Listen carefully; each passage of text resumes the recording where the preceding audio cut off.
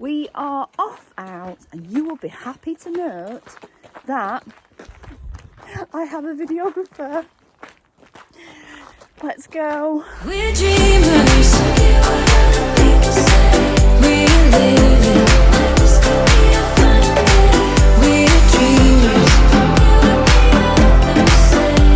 We're doing this in our way. Good evening. Welcome back to Wednesday. Welcome back to the weekly vlogs. I am off out this weekend, so I'm taking the Podworth to Epworth Equestrian, one of our favourite places. I love it. It's just a nice environment, it's a nice place, people are lovely, and it's a nice relaxed atmosphere.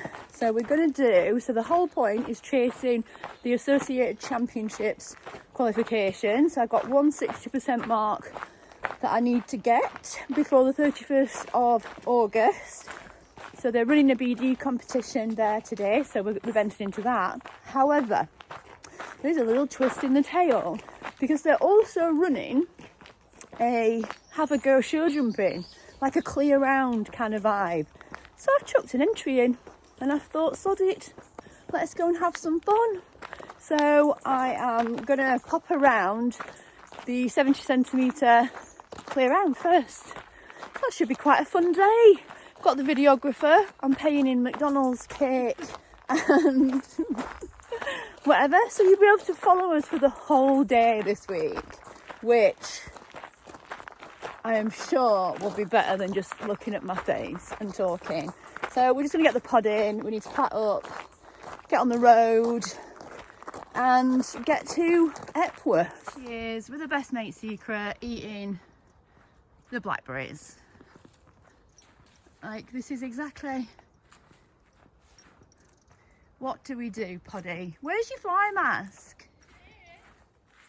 She says, I'm sneaking the blackberries. Hi, Mama. We managed to capture the pod. Holly's just taking a rug off, looking pretty clean. And dapples are beautiful. People ask me what I feed Pod on. She has good grazing, but she's a Red Mills horse. So she's fed on Red Mills. Look at that.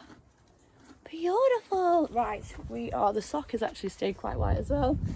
We're going to try and transform this into, I'm going for today, big bouncy rosette plaits because they're easier and I think they look better for dressage. So okay, so I had got sewing the plaits in. I'm not brilliant at them, so you need to be kind. Here she is. We've got ears today, so she doesn't need the forelock, do we? There you go. And I'm not doing the tail because the dressage test now I'm like, tail doesn't need to be done. Right, we're going to make our way to Epworth. We'll see you there. Gonna film pee like a car.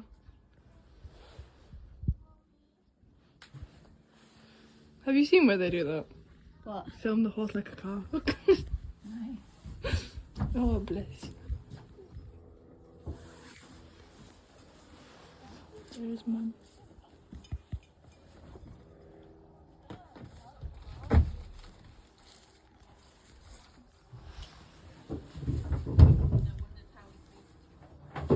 We've arrived at Epworth. I've walked the course. I don't know.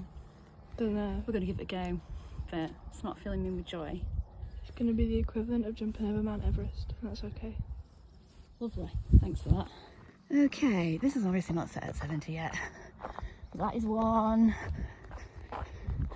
Have a quick, I think you just basically turn up and have a pop round. This is two.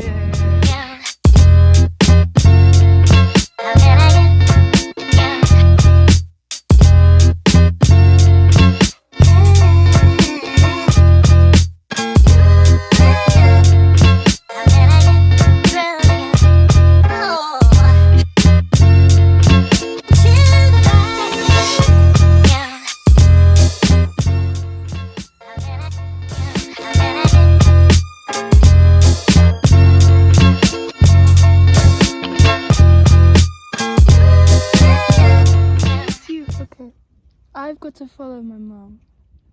But you have good naps, okay? Bye. So here we are in the show jumping warm-up, and when I tell you I nearly convinced myself several times during this warm-up, during waiting to go into the show jumping, that I should just sack it off, not bother. It was probably not a good idea. We'd not been out. I don't think I've jumped in weeks, but something kept me going, and I just thought, you know what, I'll see how she warms up. First off, let's do this in stages. I do everything like with anxiety in stages. So I go, right, let's get to the event. When we're at the event, right, let's get into the warm-up. And now we're in the warm-up, I'm going to go, right, let's just try a few fences. If it's not feeling it and I'm not feeling it, then we can always go home. And she warmed up really nice. So she had a nice walk round, trot round. I do find in show jumping warm-ups, people only tend to warm up one way, which is strange to me. So I do warm her up on both reins to make sure that she is supple and that she is listening to me. And she always is a horse that can be a bit gawpy and looking what's going on around her, but I actually thought she did really well the whole of this day. I thought she did great at trying to keep herself level-headed, having a look but not really kind of getting it to distract her in any way. So I warmed up on both reins and then thought I would just have a little pop over the cross pole. I think this young lady was trying to get over at the same time, so sorry if that's you. I'm obviously in my own world and oblivious. So I trotted to the first one. She set off in a little bit of a canter, and then I thought, let's power through. Let's keep this canter going and let's just pop them all in a line. So I went for the cross pole first, and then I think I go for the tiny little upright, which she kind of, it's not even an effort for her. She never overjumps anything, which is really lovely for confidence wise. You don't want a horse that's like cat leaping everywhere. She gives it as much effort as she needs to get over the fence. And then I thought, I'll go around to this little spread, and she just pops it really nice, really level-headed, really comfortable. So I thought, you know what, I'm going to give it a go. They did start putting the fences up in the main arena though, and I did have another bit of a wobble, but I thought, there I'm kind of going, what? Let's just give it a go and see how she does it. So I'll not do a voiceover and I'll just let you watch the round. But this is just showing you she was just getting a little bit like, Mum, can we just get on with it now, please?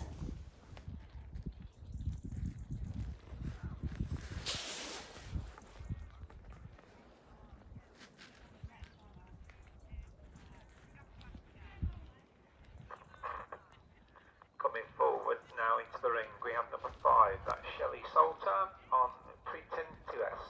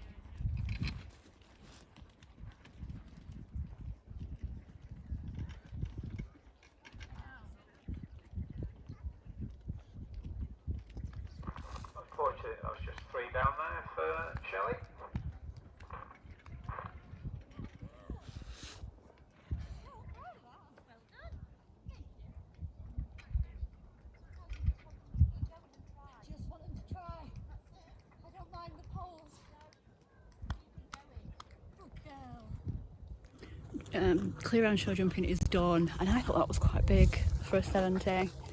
She loved it. You were so good, Pod, so good. All I want from her with the jumping is just to go forward. Like the poles will come, but I just want her to go forward in a fun way, like she's enjoying it and not an anxious way. And she was mega.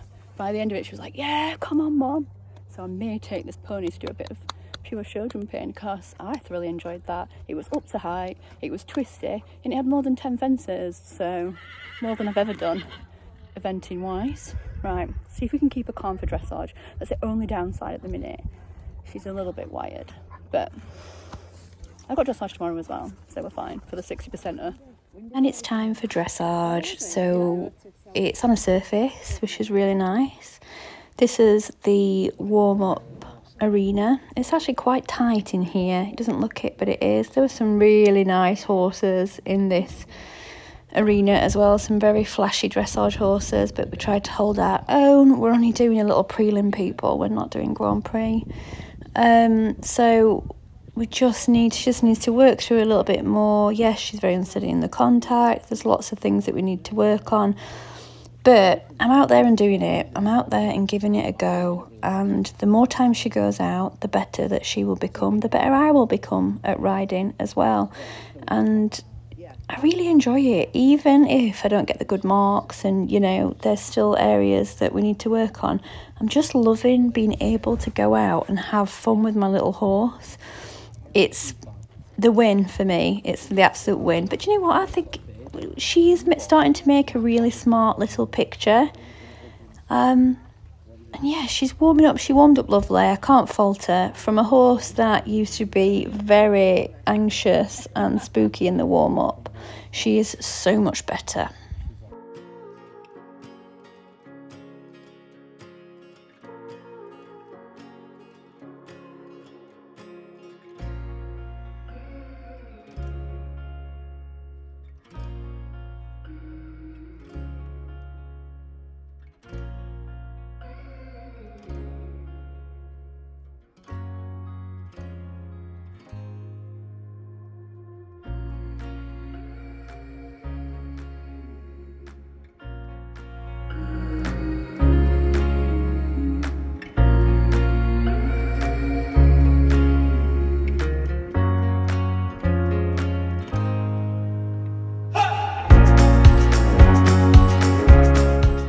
This is the first time I'm watching the test back, and I know it wasn't a good one, so I'm going to kind of give you my reactions as I'm watching it. She's a little bit fussy there, but you know what? She went down that centre line. I felt, yeah, she's against her hand and very unsteady in her contact. I did put ears on her this day, and I don't know whether it was a good thing or not. She had a little bit of a spook at the dressage box. She's renowned for doing that.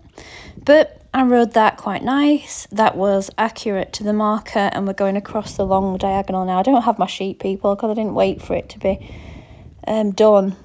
And there we go. I could use my corner more. Really cut the corner there. That is really bad riding. And now we're going into the 20-metre circle on this rein. And I felt like this rode lovely. Now I can see she's above the bridle. She's not really working through from behind. So again, that's something that I need to work on with her, because she actually felt better than what this looks. And we're going to go across the diagonal now. I actually really like prelim 2 because it makes sense in my brain. It's very mirrored on both sides, and when it starts to do that in a test, I really like it. I remember it. So we're going to do exactly the same now on this rein. And I thought, oh, are we going to be a little bit towards the judge's box? She wasn't bothered. Absolute win. Could use my corner again. As I'm going, I might be going into a circle now, so I'll let myself off there. Circle's too small for a start. Absolute shocking ridden there. And then we need to see if I actually work into this corner now as I'm going into a walk transition into M. That was better.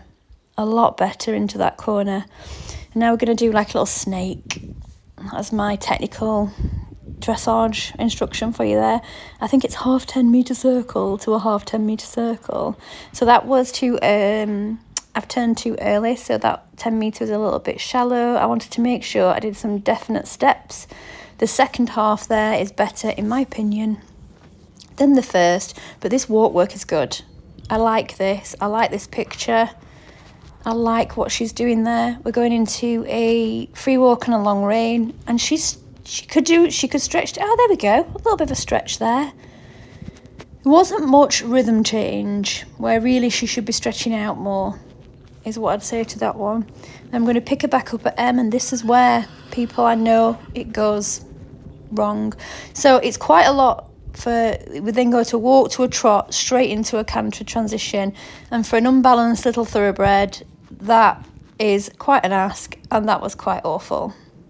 Did I actually go out of the arena there?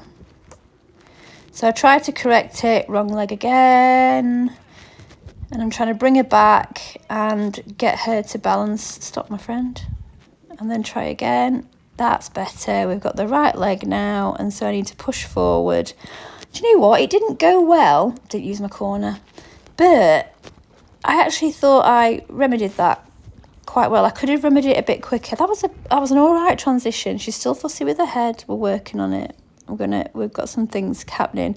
Then she's got to go into a canter transition. That's hollow and horrible, but we got the right leg.